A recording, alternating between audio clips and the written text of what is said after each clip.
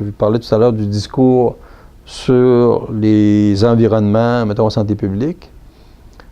Les gains qui ont été faits, probablement, ont été faits à date parce que ce discours-là et certaines des décisions qui ont été prises progressivement ont changé les attitudes, changé les normes, changé le contrôle, donc changé la motivation du monde, puis éventuellement transcrit en changement comportemental. Fait que les changements comportementaux qu'on voit aujourd'hui, là, ben, c'est probablement un peu lié à certains facteurs de l'environnement. Okay? Mais comme une approche éducative peut avoir le même effet. Autrement dit, le changement environnemental devient une stratégie d'intervention. Comme l'approche éducative est une stratégie d'intervention pour changer les cognitions.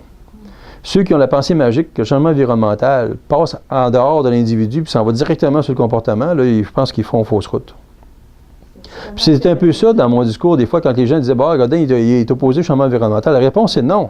Je n'ai jamais été opposé au changement environnemental. Ce que je veux que les gens prennent conscience, c'est que le changement environnemental n'est pas magique en soi, mais ça devient tout simplement une nouvelle stratégie d'intervention, comme l'approche éducative en est une, ou d'autres approches qu'on pourrait penser en communication. Okay? Mais que d'abandonner l'un pour prendre l'autre, là, c'est une erreur. Okay? On avait fait certains gains en éducation, puis de conclure que l'éducation est inefficace, c'est faux. Okay? Comme je vous donnais l'exemple des changements progressifs qui ont eu cours sur le changement tabagique, par exemple, que les premières années étaient éducationnelles de façon générale. Donc, le changement éducationnel est nécessaire, le changement environnemental est nécessaire. Chacun de ces deux changements-là, ou ces deux stratégies-là, vont agir sur la motivation, le comportement à des moments différents, en synergie parfois. Parfois, l'un est plus utile que l'autre. Parfois, un peut être appliqué, l'autre pas. Mais l'important, c'est de ne pas penser qu'un peut tasser l'autre.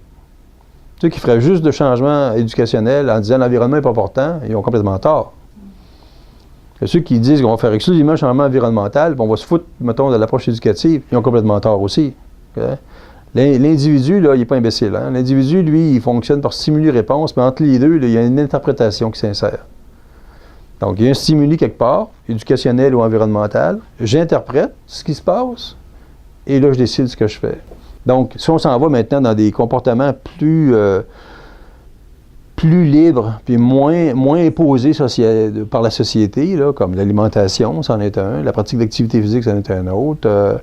Là, on a moins de raisons de légiférer dans ces comportements-là. À un moment donné, on ne peut pas penser qu'on va vivre dans une société là, du politburo où tout ce qu'on fait comme geste va être complètement Big Brother, là, complètement surveillé, puis canalisé, puis comptabilisé.